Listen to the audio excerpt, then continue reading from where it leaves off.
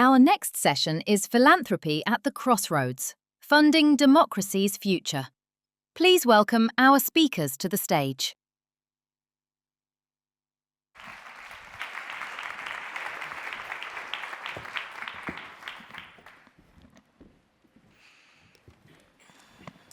Hello and welcome.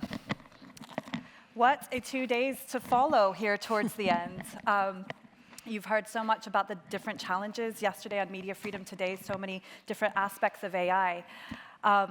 It's clear to me that this panel is so relevant to literally everything that has been raised so far, because everybody in this room needs resource to take this on or is sitting on the other side of the table. The stakes have perhaps never been higher for our democratic institutions, and also the hopes never higher for the role perhaps that philanthropy can play. I'm joined here by a brilliant expert panel. We have Quinn McKew, the Executive Director of Article 19, Sigrid van Aken, the CEO of the Postcode Lottery Group, Melanie Hui, the CEO of Luminate, and Professor Tobias Jung, the Director of the Center for the Study of Philanthropy and Public Good. I think we'll get stuck right in because we don't have so much time left, but so many things to get through. Quinn, I'd like to come to you first from civil society side. We've seen the impact that the government aid cuts have had on civil society organizations around the world. How did we get to this state? Who is responsible, and what has the impact been for organizations like Article 19? So we just saw the video of what's happened. And I don't want to claim to speak for all of civil society, but I can give a bit of perspective from our own organization, which works on defending freedom of expression and access to information. But I wanted to maybe give just a little statistic to put some things in context as well. There was the mention of the cuts for the US government funding. And that's just one small part of what, not small part, the largest part of what's been happening. But we commissioned some research this year to actually try and quantify the amount of funding that has been lost that was focusing on freedom of expression, civic space, media freedom, media support, with the cuts that came from the US government this year. And a conservative number that we have so far is $1.5 billion has been lost.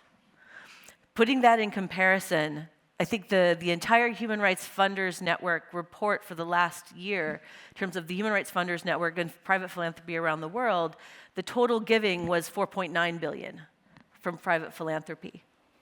And I think the total human rights funding that came from sectors, including the United States at that point, was something like $7.8 billion before the US cuts were taken into account.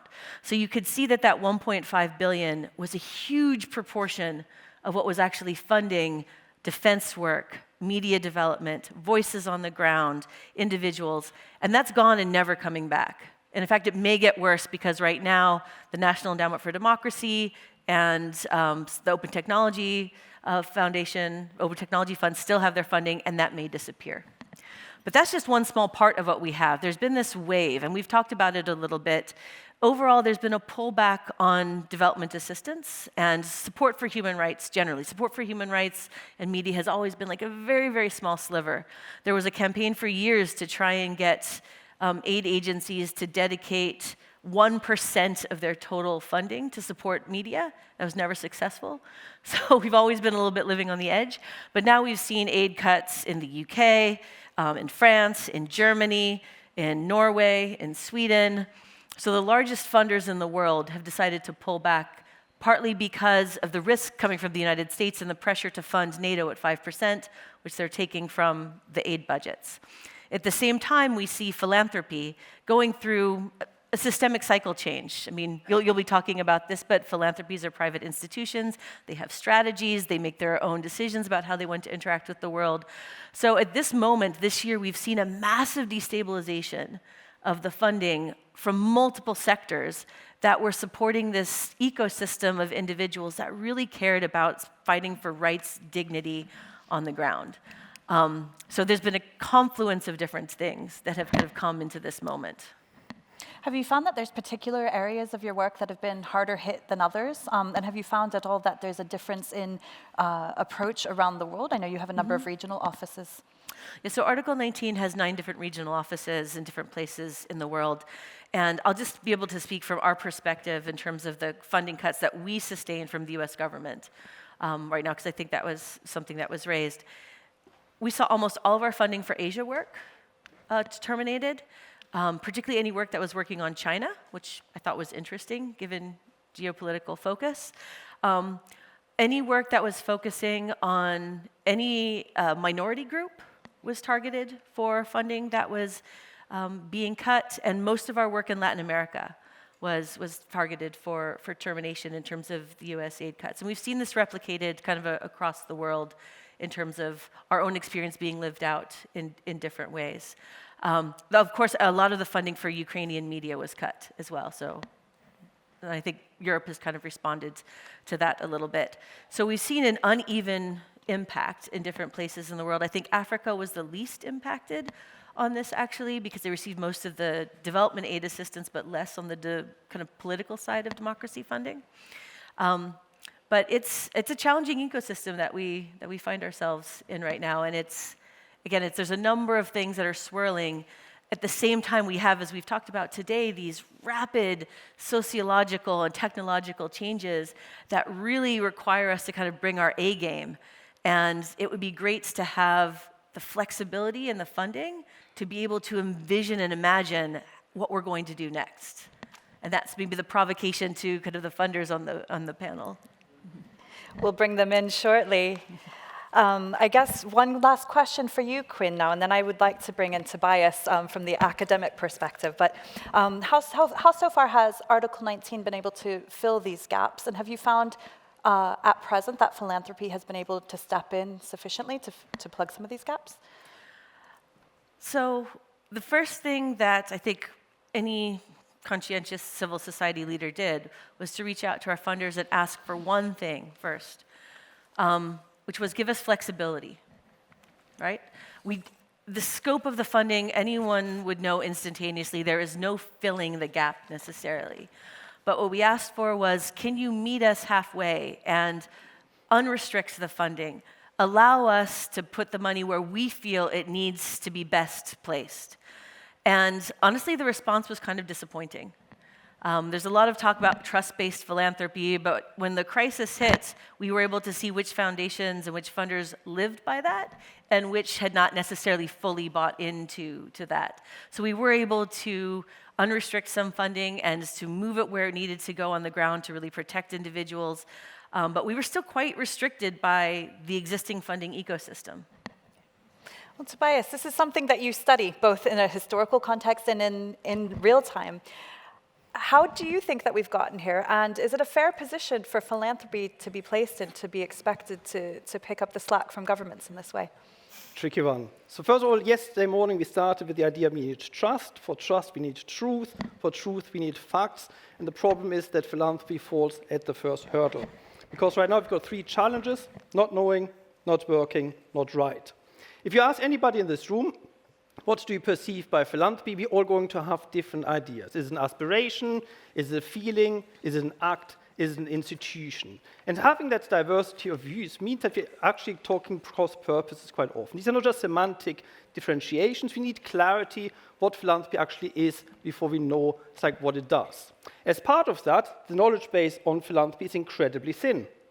If you look at any research infrastructure, it's been predominantly in the US, that's been undermined by that country's political vagaries at the moment, and it's very dominated by Anglo-American perspective. So you're missing a whole discourse from the global south around communal philanthropy, about trust-based philanthropy, around relational philanthropy that's not taken into account.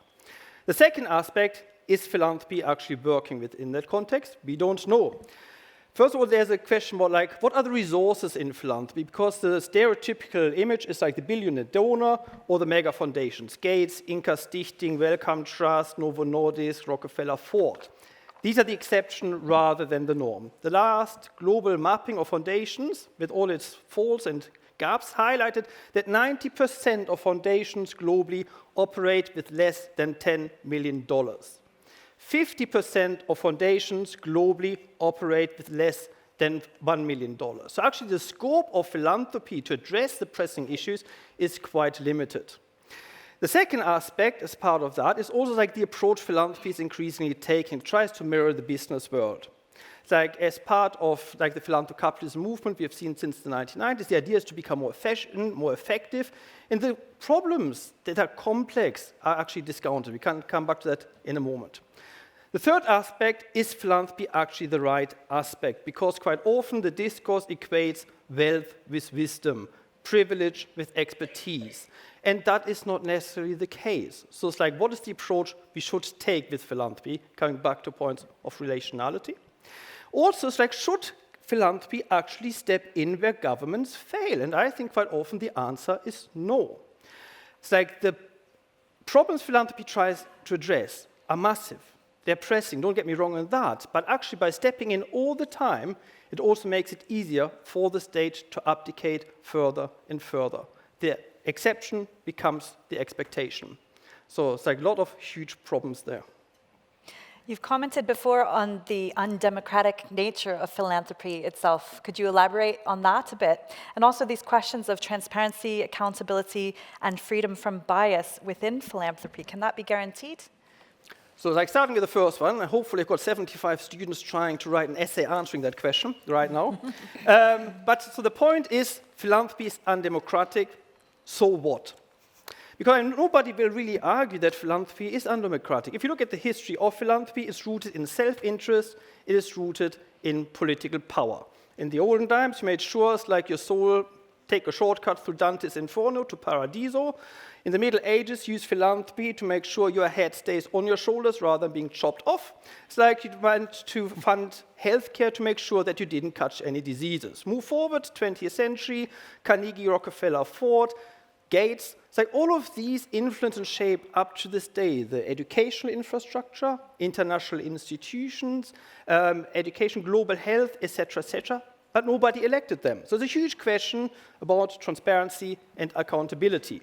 Having said that, at the same time, its undemocratic nature actually enables philanthropy to do things that nobody else would want to touch. If you look at the history of philanthropy, it's like we've got HIV/AIDS, civil rights, global health, neglected diseases, tobacco control, climate change, independent journalism, prison reform, and even avant-garde. All of these are areas that the state didn't want to touch, the state couldn't touch or didn't dare to touch, and philanthropy stepped in. So when we're talking about philanthropy as being undemocratic, is I think recognizing this tension point that yes, there are questions about accountability and transparency, but also there's huge potential about taking risk, about making opportunities, and providing voice that others cannot or do not want to do. So it's navigating that.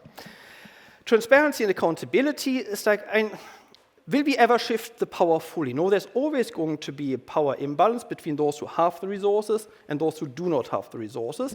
But actually, coming back to the videos, the talk was about wealth, about financial aspect. If you look at philanthropy, it's use of private resources, time, treasure, talent, ties for public purposes, which means it's not just about money, it's about a diversity of resources. According to that, nobody is too poor to give, and all these skills are actually substitutable for each other. How do we bring in transparency and accountability? It's like there's a long tradition of poor-to-poor philanthropy in the global south, especially the African tradition, Ubuntu, I am because you are.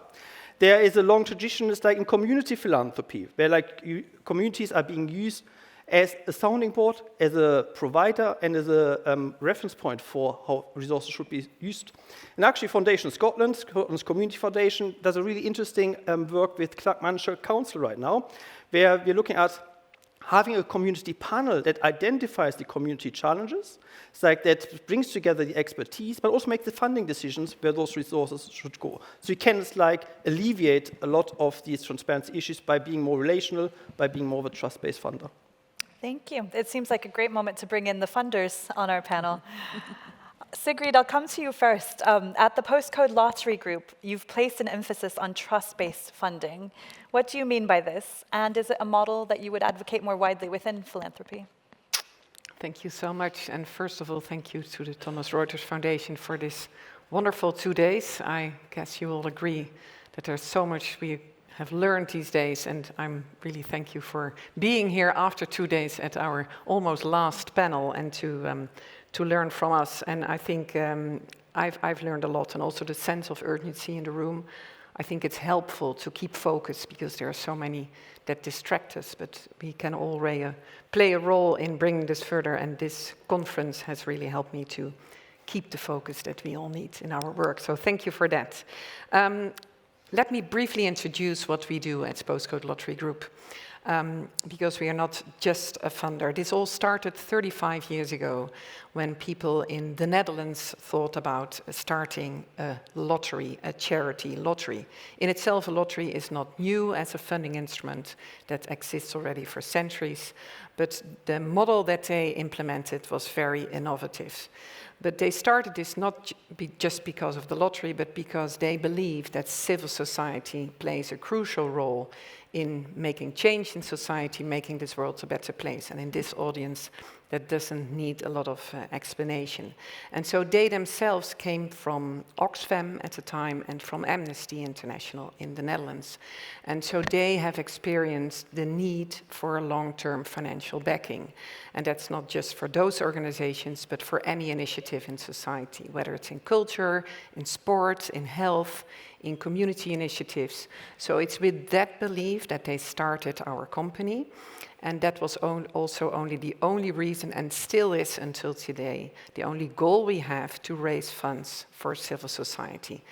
And so they started this very innovative model of a lottery because we have a community lottery. People win together with their neighbors because it's the postal code, which is your ticket number. And together they are strengthening their own communities, but also communities all around the world. It was very disruptive at the time. It was subscription-based from day one. It still is 100% subscription-based lottery.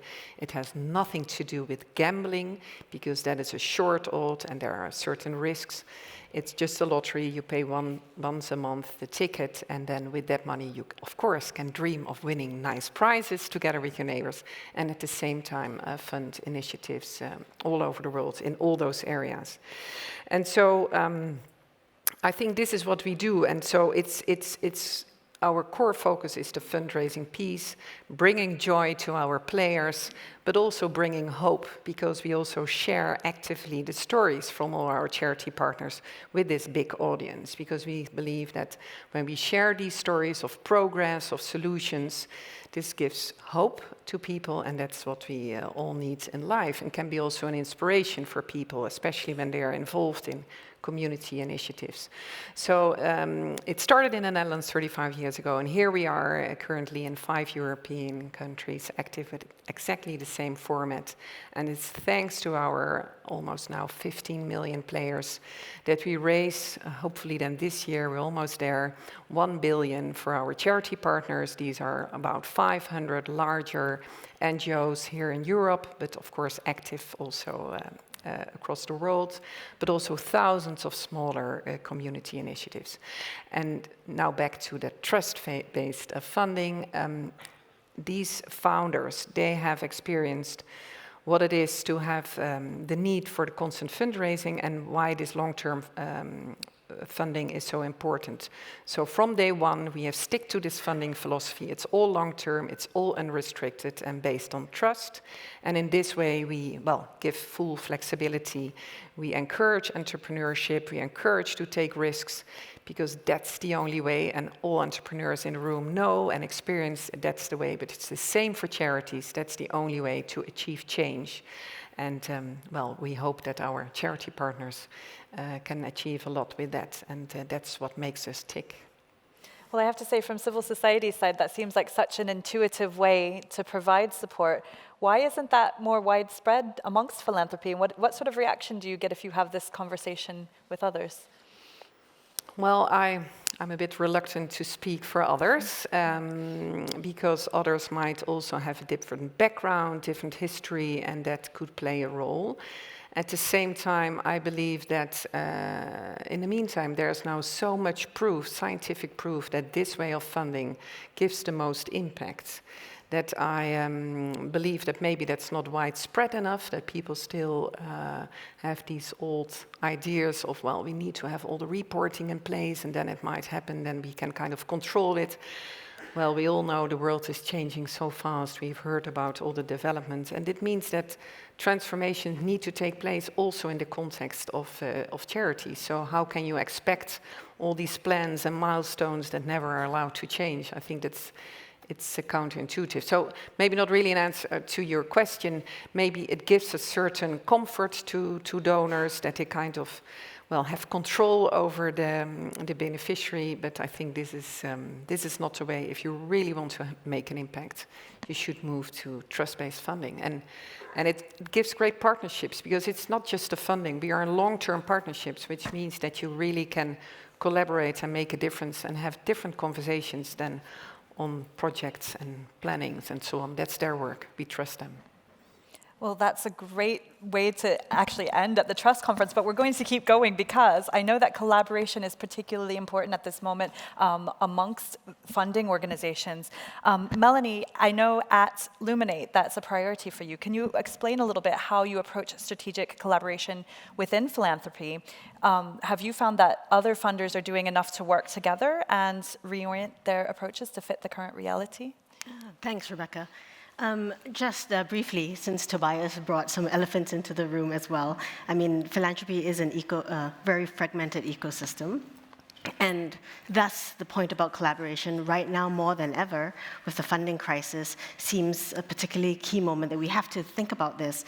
I was recently at an event in New York, and at the round table, it was a comment that we need to stop talking about collaborating and actually do collaboration.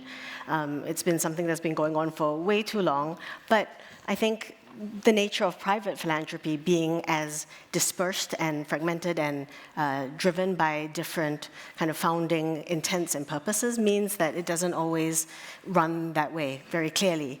For Luminate, because we are a international, global philanthropic organization founded by eBay founder Pierre Midia.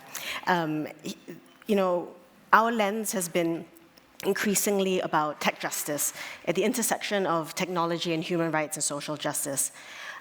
If you think about that topic and our history funding more broadly across democratic governance, information ecosystems, the mental model has always had to be intersectional. And so, you know, we see how in the conversations I've had today, we were talking about technology and justice, technology in the impacts of technology on labor. It's a lens across so many fields. And as the world just gets more digital, it is on the front line of every social justice issue in some way. That mental model means that we can't think in terms of silos. It would be entirely not appropriate for a kind of organization who's looking for that justice mission. And so that's one of the reasons why it's very natural as a mental model. The other aspect is we were talking a lot also in the rooms today about the concentration of tech power as one of the big issues. If you're facing an antagonist like that, it is more than a David and Goliath situation. There is no way that if you didn't think more in terms of collaboration, in terms of more systems, how you could ever think about, dare to dream that you could face up to that as a sector. And so these are the kind of three reasons. I mean, the funding crisis makes it more acute now. I've seen, I mean, at Luminate, we've kind of invested a lot in it as an organization, building partnerships into our funding roles so that we know there are several missions, you know, ways of achieving our mission. One of them is growing a bigger and stronger field, which is why we fund and support organizations. Another aspect is clearly there needs to be more resources for this kind of field. And so that becomes now a job description of our people who are getting funds out to civil societies, also thinking about who can they partner with, how can we grow the field of funding for this work? And that is a shift that enables us to be a better partner to other people who want to. We've got a lens on tech justice. It gives us an offer to other people working on many different sectors. In climate, thinking about data centers, gender, thinking about online gender-based violence as an example. There's many intersections that I think if we were more able as philanthropies to kind of weave our patchwork quilt together, it would be a much more efficient system.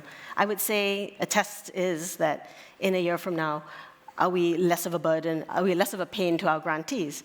Are they more able to work and access more capital by us funders organizing ourselves better, developing strategies that can be funded more collectively so that people doing fundraising are not chasing us individually or in a very dispersed way, and we're asking for many, many different kinds of templates and formats. All of those are the kind of practical, boring aspects of grant making, but in a moment where basic grant seekers, so civil society organizations have to do with so much less, it behooves us to act in a way that makes it easier for them to get the work done.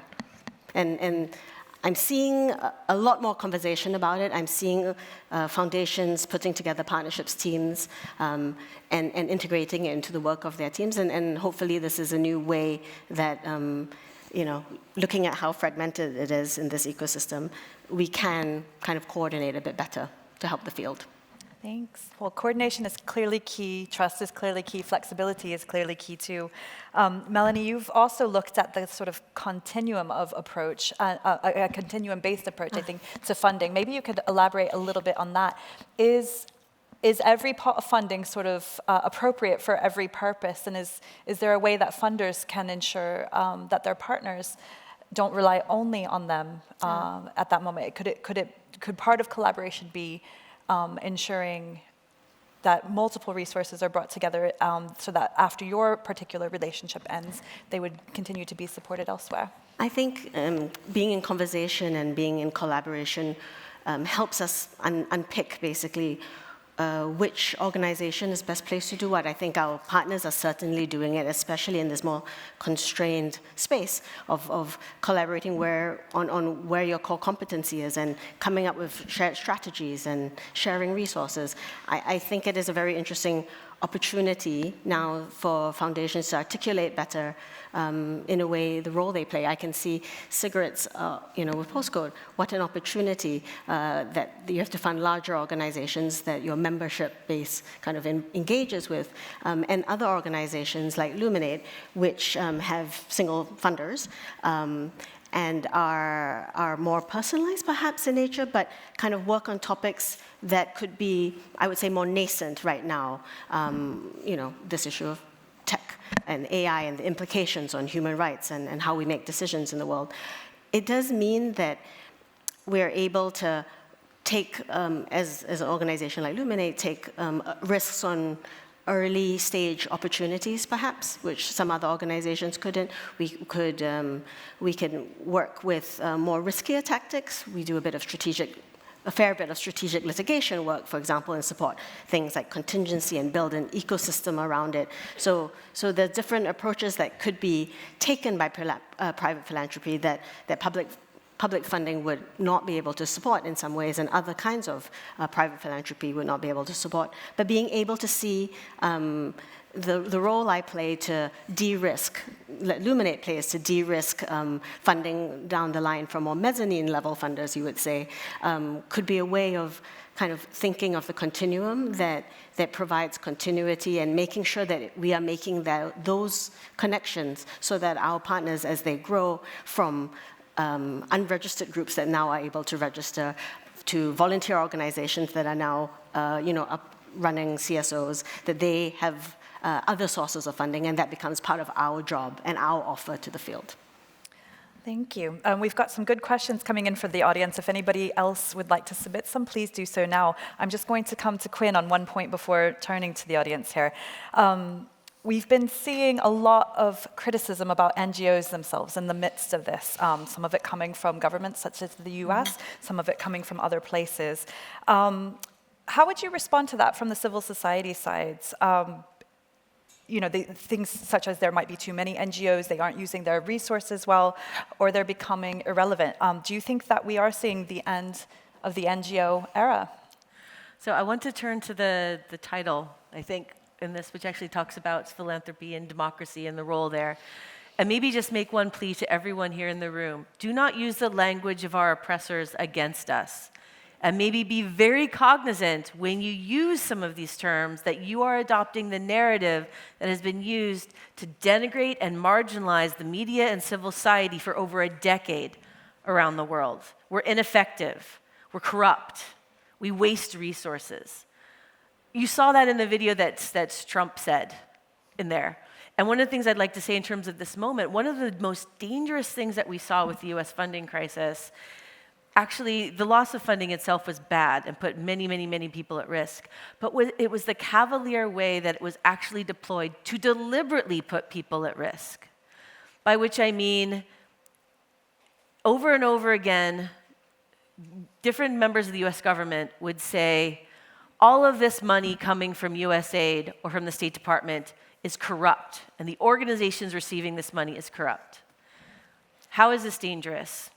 Organization in Serbia receiving money on transparency and media and election monitoring was the Serbian government took the direct words from J.D. Vance's mouth and put it in a legal proceeding to raid their offices. It said, well, the US government has now said you're corrupt, so now we have grounds to raid you. And that it has been repeated over and over and over again around the world since this started, because it's exactly the way they've been wanting to attack us. And now the US government has opened the door to them and said, go, please have at them. So please, that would be the one plea that I have. Please, civil society is going to evolve. Like, there's so much creativity and drive and energy. Like, crisis is our jam. We don't operate in a everything's great and normal space and haven't for like decades, right? Like, we operate in constant crisis. We just need a little bit of the space to evolve and to have space and some of the resources to do the evolution ourselves. But please be aware of not feeding into the negative narratives that actually denigrate the media and civil society while calling out some of the challenges in the space. Thanks, Quinn. Fully agreed. Sigrid, did you want to come in on that? If I can fill in on that, I think especially also from the donors' side, especially in this time where there's so much pressure on civil society organizations, with your funding, with your trust, especially when there is a crisis, something goes wrong, don't panic. Things go wrong everywhere in the world, and in a business, in government, in our organization. So be calm, give trust, and keep saying, okay, good luck, let us know when you need it. And also look at their boards. If they're in charge, they are in charge. Don't step in, don't look for investigations whatsoever. And I think it's not, this is the moment when you can show that it's really about trust-based funding and a real partnership. And just what you just said, it's thank you for being so clear about it. It's really a very strong lesson. I will take that also to my team, to be careful not repeating those words. Yeah. Yeah. You know, the anxiety pushes funders perhaps to lean towards control as a mechanism against risk, a risk aversion that already the sector can be, certainly much slower than the big tech companies are, for example. So, I think tightening rules, more restrictions, more heavy reporting could be a response, but that is absolutely, as Quinn was describing, the point is there definitely will need to be a reorganizing because the funding landscape has changed, the market has shifted.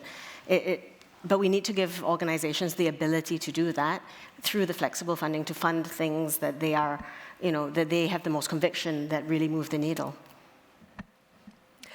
Thank you both. Did you want to comment on that? Yes, as part of that as well, I think there are two things to consider. Going back to the title, Philanthropy at the Crossroads, quite often it feels philanthropy is at the bus station, waiting for the bus to arrive at the crossroads, because they're quite timid. If you look at sort of like the rhetoric around philanthropy, warehouses of wealth, titans of the non-profit world, where are they? Where are they to provide the risk capital, the opportunities like you point to? Because that is the opportunity there.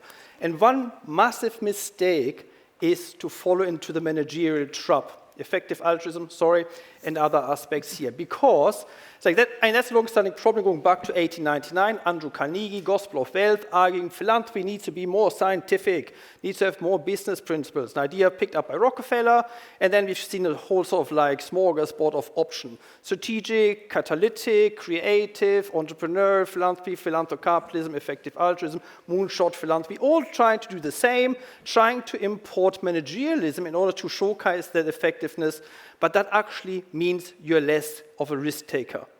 You use data as a shield. You use data to highlight effectiveness and efficiency, but by focusing on that, you focus on those problems that are easily to address. How many kids are fed? Tick. How many people have been vaccinated? Tick. All of these are important, but they do not address the political and problematic choices that underpin lots of the troubles that we are actually facing. We only have a few moments left, but I'd like to touch on a couple of the questions from the audience. The first, I think I'll take to both you, Sigrid and Melanie, and I'll take two together, in fact. So we've had some questions about the large volume of applications that funders will receive. Is there an alternative to this? How can we make application processes more democratic? And also, how can philanthropic organizations navigate the complexities in environments where legislation and policies are rapidly changing, such as the recent developments in the US? Would you like to go first, Sigrid? That's a big question. Let me say, well, in our case, we are lucky that we have loyal players and we manage to grow our player base. So every year there's more funds. So then we also always welcome new long-term partners. And of course, there are always more applications than we can, organizations than we can support. But we try from our side to do everything we can to have as widespread as possible the money through other foundations or neighborhood funds, and also promote collaboration. We also promote when organizations say that they would like to work together. We also might play a role there as a funder. But I think this is something that has always been there and will always be there and is maybe also not well, it's just part of the ecosystem of organizations looking for a source of income. And my advice is also make sure that you have multiple sources of income, because not just one source will make you also very vulnerable. So the wider, the more sources, the better. Thank you. Melanie? Yeah, I think I'll take the rapidly changing kind of space. I think foundations and people who want to do social change can think of different ways of structuring themselves to be able to be more nimble and responsive. Like you can have a foundation like a US charity, and you can also have other mechanisms like LLCs that you could use to fund groups that are working in contexts where they cannot register as charities, as there are many in the places that Luminate works, or groups that would like to become charities. They would like to become CSOs, and they're not yet kind of meeting the standards for compliance. You can fund in different ways, if you're willing to kind of look at this tax exemption point. So, there are ways to meet the moment. There's constraints in the US. I know a lot of people are talking about entities outside of the US to be able to move funding. So the thing that foundations have, philanthropies have, is resources typically. So there are ways and smart lawyers and all sorts of other things that one can do. Thanks. Quinn, I'll bring you in on a question about civil society. Do you expect mergers between the civil society sector, and do you see the need for more holistic support to civil society in that regard?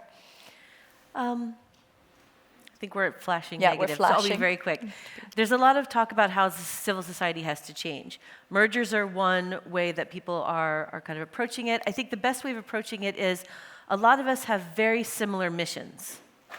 We're about social justice, we're about human rights, we're about human dignity, we're about trying to ensure that people in all of their contexts around the world have the resources they need to be empowered in their own lives.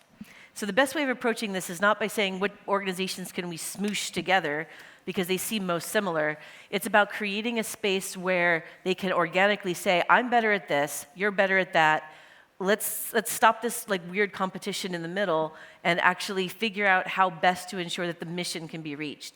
And right now there's a lot of fear of seeming like you're weak as an organization, that you'll be picked off from the herd if you're seen as being weak. And so that's a message funders can send, is don't worry about seeming weak. What we're trying to do is make sure the ecosystem and the work can continue.